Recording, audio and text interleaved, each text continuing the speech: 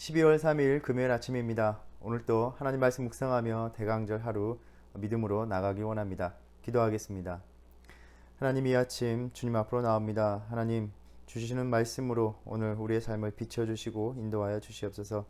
주님을 기다리며 대강절을 보냅니다. 이 말씀 붙들고 주님 앞에 더 가까이 나가는 시간 될 수 있도록 인도하여 주시옵소서. 예수님의 이름으로 기도드립니다. 아멘. 오늘 우리에게 주시는 하나님 말씀은 디모데후서 2장 1절에서 13절 말씀입니다. 내 아들아, 그러므로 너는 그리스도 예수 안에 있는 은혜 가운데서 강하고 또 내가 많은 증인 앞에서 내게 들은 바를 충성된 사람들에게 부탁하라.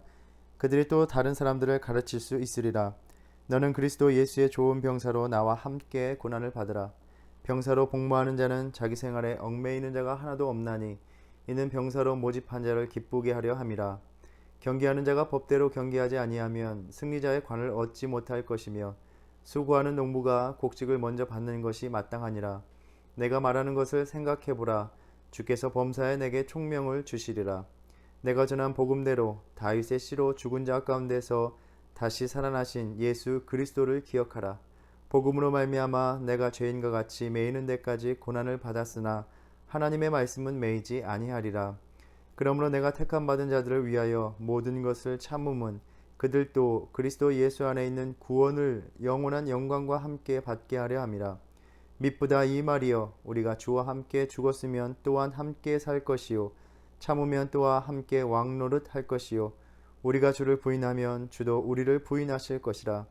우리는 미쁨이 없을지라도 주는 항상 미쁘시니 자기를 부인하실 수 없으시리라. 아멘. 자신에게 허락된 육신의 생의 마지막을 앞둔 바울은 자신 이후에 이 땅에 남아 복음의 사역을 감당할 디모데를 다시 믿음으로 붙들어 주기를 바랍니다. 디모데가 자신에게 맡겨진 복음의 사명을 지켜서 나갈 것을 당부하고자 합니다. 단지 디모데뿐만이 아니라 하나님의 복음의 사명을 감당하는 우리 모두에게 전해주시는 말씀입니다. 바울은 자신이 당면하는 것과 마찬가지로 모든 교회의 책임을 맡은 이들에게 고난의 어려움을 직면하여 더욱 믿음과 사명에 확고해야 한다라고 말을 합니다. 먼저 강하라 라는 말씀입니다. 마음을 굳게 다져야 합니다. 너는 강해야 한다. 팬데믹이라는 끝이 보이지 않는 지쳐가는 이 시간을 통해서 나의 믿음, 우리의 믿음은 어떻습니까? 참 많이 약해져 있지 않습니까? 주신 사명 감당한다고 하는데 점점 나약해져 가고만 있지는 않습니까? 이제는 모니터 앞에 앉아있는 것이 편하고 교회에 나의 손과 발이 머무는 것이 참 버겁게 느껴지지는 않습니까? 또 우리는 공동체이다 보니 그렇게 주위에 있는 이들이 의욕 없이 임하는 모습들이 또 나에게 동기부여가 안 되고 자꾸 좌절이 되기만 합니다. 주님이 오늘 주시는 말씀을 통해서 너희는 강하라 라고 말씀하십니다. 그런데 그냥 강하라 라고 하면 우리가 강해지느냐는 것입니다. 원래부터 소심한 기질의 디모데와 같은 사람들에게 강하라 라고 요구하기만 하면 이를 악물고 다시 강해지게 되는 것은 아니죠. 바울은 강해질 수 있는 이유를 말하고 있습니다. 너는 그리스도 예수 안에 있는 은혜 가운데 강하고, 이 강하다는 말이 수동태입니다. 스스로 내 능력껏 강해지라는 말이 아닙니다. 그 은혜로 말미암아 강해지는 것입니다. 오직 은혜 안에 머물 때 우리는 힘을 얻을 수 있게 됩니다. 그리스도 예수 안에 있는 은혜, 우리가 여러 가지로 묵상할 수 있겠지만 하나님의 사명을 받을 때 하나님께서 그 사명을 부여하시면서 주시는 약속은 무엇이었습니까? 바로 내가 너와 함께 할 것이다 라는 말씀이었습니다. 아니, 내가 누구이기에 바로에게 가며 이스라엘 자손을 애굽에서 인도하여 내리까? 그렇게 한 것 주눅이 들어있는 모세에게 주님은 말씀하셨습니다.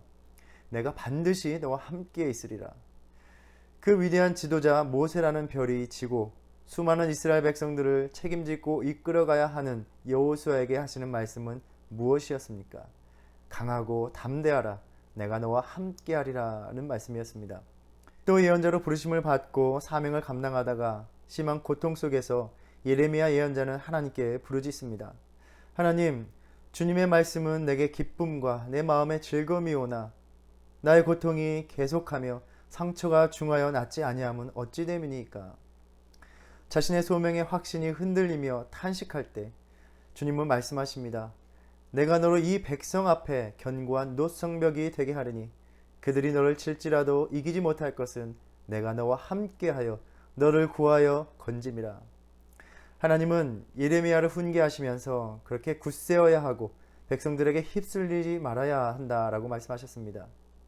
이를 감당할 수 있는 이유는 바로 하나님이 함께 하실 것이기 때문입니다. 그리스도 예수 안에 있는 은혜, 예수님은 어떠한 분으로 우리 곁에 오셨습니까? 처녀가 잉태하여 아들을 낳을 것이요 그의 이름은 임마누엘이라 하리라 하셨으니 이를 번역한즉 하나님이 우리와 함께 계시다 함이라. 우리 곁에 함께 계신 주님으로서 우리에게 오셨습니다. 그분과 함께 머무를 때 우리는 그분의 능력을 힘입어 강하게 될 수 있습니다. 반대로 주님과 함께하는 이 은혜를 놓칠 때에 우리는 한없이 연약해지고 무력해진다는 말입니다. 여러 가지 사역을 감당하시면서 참 무수한 순간 느끼셨을 것입니다. 정말 은혜가 충만하여 주님의 일을 감당하다가도 모든 것이 덧없고 부질없이 느껴지는 게 한순간이더란 말입니다. 내가 무슨 부귀영화를 누리자고 내 인생의 귀한 시간과 물질과 자원을 희생하면서 이러고 있나 싶을 때가 있습니다. 내가 뭐가 아쉬워서 사람들의 수군거림을 받으며 섬기고 있나 싶을 때가 있습니다. 억지로 감당하기는 하지만 도무지 기쁨이 없습니다. 바울 사도는 말합니다. 너는 그리스도 예수 안에 있는 은혜 안에서 강하라. 우리가 어제도 묵상하였지만 영 죽을 나를 살리려 그 영광 떠나서 그 부끄러운 십자가 날 위해 지셨네. 그 주님, 그 다음 가사는 나 이제 생명 있음은 주님의 은혜요입니다. 날 위해 다 버리신 사랑, 그 은혜에 머물지 못하면 우리는 언제든지 순식간에 무너지는 존재입니다. 내 안에 거하라. 나도 너희 안에 거하리라. 나를 떠나서는 너희가 아무것도 할 수 없음이라. 한없이 약해진 우리의 믿음이 다시 찾아갈 그 품은 바로 그리스도 예수 안에 보이신 그 은혜의 사랑의 품밖에 없습니다. 대강절을 보내며 다른 누구가 아니라 바로 나 자신을 위해서 그 부끄러운 십자가로 나아가신 그 은혜를 회복하시기를 축복합니다. 강한 믿음으로 일어서시기를 바랍니다. 이 찬양의 가사를 아마 아실 것입니다. 은혜 아니면 살아갈 수 없네. 호흡마저도 다 주의 것이니 세상 평안과 위로 내게 없어도 예수, 오직 예수뿐이네. 크신 계획 다 볼 수도 없고 작은 고난에 지쳐도 주께 묶인 나의 모든 삶 버티고 견디게 하시네. 1장 12절에서 바울은 말했습니다. 내가 믿는 자를 내가 알고 또한 내가 의탁한 것을 그날까지 그가 능히 지키실 줄을 확신함이라. 오늘도 나를 떠나지 않으시는 그 은혜를 붙들고 나의 모든 것도 다 책임지시는 주님 의지하며 오직 은혜로 다시 일어서는 저와 여러분 되기를 바랍니다. 그리고 바울은 복음의 소식을 혼자 간직하지 말고 믿음직한 선포자들에게 맡겨주라 라고 말합니다. 그들이 또 다른 사람을 가르칠 수 있으리라. 목회자로 사역하면서 교회의 성도님들을 볼 때 참 아쉬운 것이 있습니다. 각자 개개인은 신앙과 영적인 성장을 이루는데 참 관심이 많고 열심을 냅니다. 그런데 다른 이들을 가르치고 인도하는 일을 꺼려합니다. 또한 부모님들은 자식을 신앙으로 가르치기보다는 좋은 교회에 보내면 된다라는 생각을 합니다. 복음은 그것을 지키는 일뿐만이 아니라 전하는 일, 가르치는 일도 포함이 됩니다. 주님이 마지막에 주신 지상의 명령은 바로 내가 너희에게 분부한 모든 것을 가르쳐 지키게 하라라는 것이었습니다. 우리에게 복음을 주신 것은 결코 우리 안에서 간직만 하라고 주신 것이 아닙니다. 이 복음의 일을 함께 나눔으로 그 복음을 확장시키라라고 주신 것입니다. 바울은 또 복음의 일을 맡은 일꾼들이 가져야 할 삶의 태도에 대해서 세 가지 예를 들어서 말을 하고 있습니다. 먼저 예수의 좋은 병사입니다. 군사로 복무하는 이들의 특징은 자신을 소집한 자, 즉 명령하는 자에게 모든 것을 맞추고 복종하는 삶입니다. 4절에서 병사로 복무하는 자는 자기 생활에 얽매이는 자가 하나도 없나니 이는 병사로 모집한 자를 기쁘게 하려 함이라 라고 말씀합니다. 이 비유는 일꾼들에게 부여되는 헌신의 엄격함을 가르쳐주고 있습니다. 군사의 싸움의 목적은 결코 자기의 이익이나 욕심을 위한 것이 아닙니다. 군사는 지휘관이 요구하는 바를 행하는 것 이외에 다른 어떠한 목적도 갖지 않고 주어진 임무를 이루기까지 기꺼이 희생을 감수하고 고난을 받는 자입니다. 바울은 예수의 좋은 병사가 되라고 말합니다. 혹시 군대를 다녀오신 분이 있다면 다 아실 것입니다. 병사들이 많이 있지만 모든 병사가 전투에 준비되어 있는 것이 아니고 또 도움이 되는 것이 아닙니다. 명령에 충실하지 않고 자기 생각이 복잡한 자는 오히려 아군에 큰 손해를 끼칩니다. 이 일을 할 때마다 방해가 됩니다. 믿음의 여부에 따라서 우리는 사명자로서 좋은 군사이거나 혹은 전투력을 상실한 도움이 안 되는 병사일 수도 있습니다. 어제 묵상한 바와 같이 주와 함께 주를 위한 부끄러운 자리, 고난의 자리까지 나아가는 자, 그가 좋은 병사, 좋은 군사이다 라고 말씀합니다. 또 경기하는 자가 상을 얻기 위해서는 법대로 경기를 해야 합니다. 규칙을 지킬 때에야 합당한 상을 받을 수 있습니다. 우리가 하나님의 일을 감당할 때에 하나님의 방법대로 감당해야 합니다. 노아가 방주를 짓는 일, 모세가 성막을 짓는 일, 모두 하나님이 명하신 그대로 행할 때에 구원의 도구가 되고 하나님의 임재의 자리가 될 수 있었습니다. 사울은 전쟁에 대승을 거두고도 모든 것을 진멸하라는 하나님의 명을 어기고 백성들의 말을 듣다가 양과 소의 가장 좋은 것을 남겨두었습니다. 하나님은 사울을 왕으로 세우신 것을 후회하였고 사울은 하나님으로부터 버림을 받았습니다. 경기를 하는 자가 아무리 열심을 내고 그러나 규칙을 따르지 않으면 승리자의 관을 얻지 못하듯이 우리가 주님의 일을 힘써 감당하면서도 십자가의 도라는 그 법을 따르지 않는다면 아무리 놀라운 성취를 가져온다 하여도 하나님은 결코 기뻐하지 않으십니다. 지금 내가 감당하는 방식이 하나님이 기뻐하시지 않는다면 주님께서는 지금 나를 세우신 것을 후회하고 계실 것입니다. 혹 나는 하나님이 세우신 것을 후회하시는 사역자가 되어 있지는 않습니까? 하나님이 세우신 것을 후회하는 직분자가 되어 있지는 않습니까?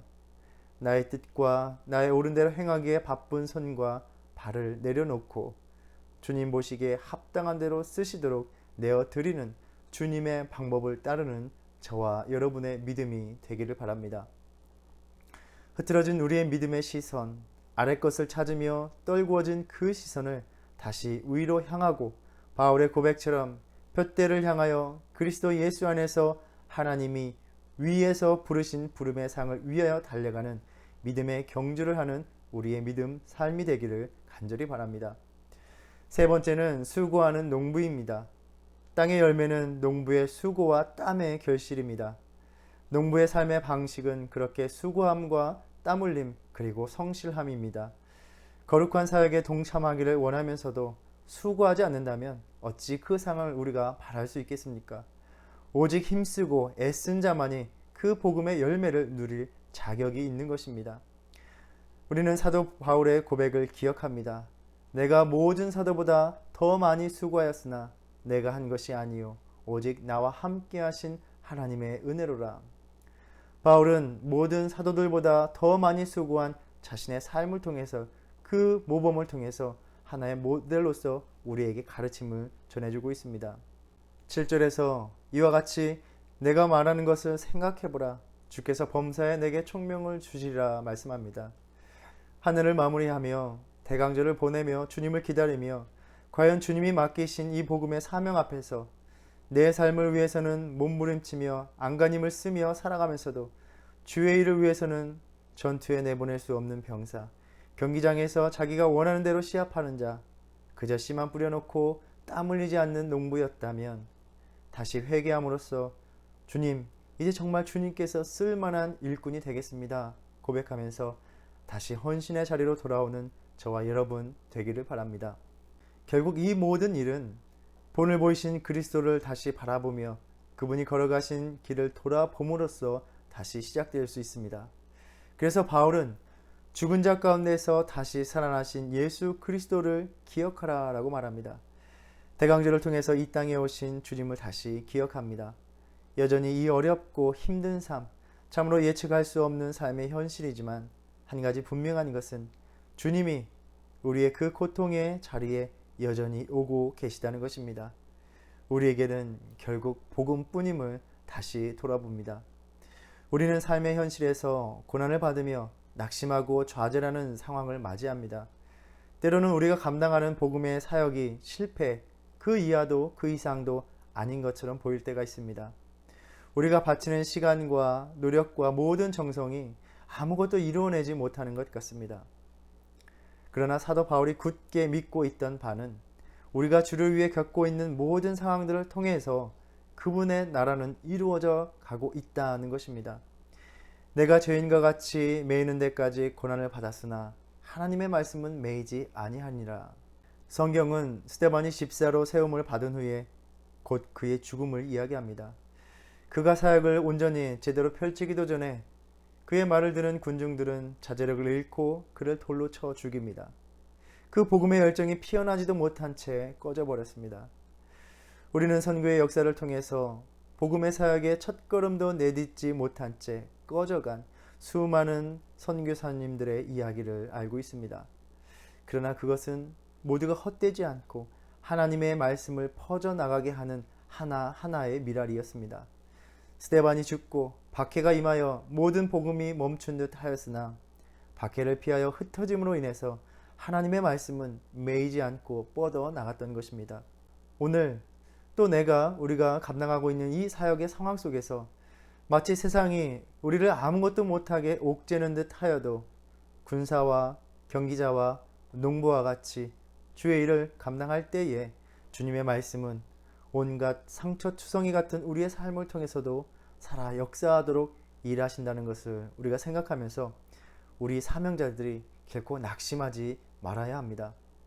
상황이 어려워서 무언가를 하는 게 의미가 없다 생각하지 말고 할 수 있는 바를 힘쓰며 주의 일을 묵묵히 해 나가야 하는 것입니다. 이러한 믿음이 있었기에 바울은 그 고난 중에서도 찬양을 올립니다. 미쁘다 이 말이여. 이 찬양은 그의 충성된 일꾼을 잊지 않으시는 주님을 향한 깊은 신뢰가 담겨 있습니다. 우리가 주와 함께 죽었으면 또한 함께 살 것이요 참으로 또한 함께 왕노릇 할 것이요. 주님의 일을 맡은 이들의 운명은 그가 삶으로 증명한 충성에 달려 있습니다. 그렇게 바울은 또 말합니다. 우리가 주를 부인하면 주도 우리를 부인하실 것이라. 마태복음 10장에서 예수님은 제자들에게 다가올 박해에 대해서 말씀해 주십니다. 보라, 내가 너희를 보냄이 양을 이리 가운데로 보냄과 같도다. 그러나 너희는 머리털까지 다 세신 바 되었나니 두려워하지 말라라고 하셨습니다. 그리고 하신 말씀이 누구든지 사람 앞에서 나를 시인하면 나도 하늘에 계신 내 아버지 앞에서 그를 시인할 것이요 누구든지 사람 앞에서 나를 부인하면 하늘에 계신 내 아버지 앞에서 그를 부인하리라. 바울은 이 말씀을 그대로 전해주고 있습니다. 큰 변화를 가져온 이 시기, 이 상황을 계속해서 보내면서 우리의 삶은 이 어려운 상황 속에서 주님을 시인하는 삶이었습니까? 아니면 주님을 부인하는 삶이었습니까?